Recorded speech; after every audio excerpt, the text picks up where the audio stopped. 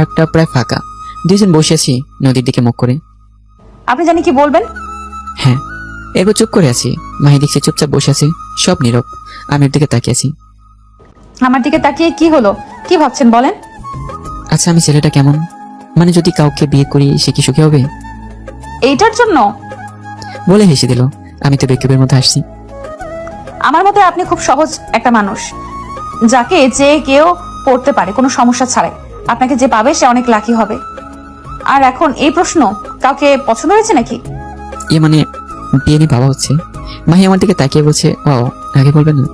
না মানে মেয়েটাকে? আরে শুনুন, আসলে মেয়ের বাবা মা রাজি, কিন্তু মেয়েকে বলা হয়নি। আমি কথা বলবো মেয়ের সাথে। আপনার মতো ছেলেকে হাতছাড়া যেন না করে। শুনুন আগে। কি শোনার আছে? এখন বিয়ের সানাই বাজবে বলেই হাসছে মাহি। আরে আমি আপনার কথাই ভাবছি। মাহি শুনে চুপ হয়ে যায়। আপনি না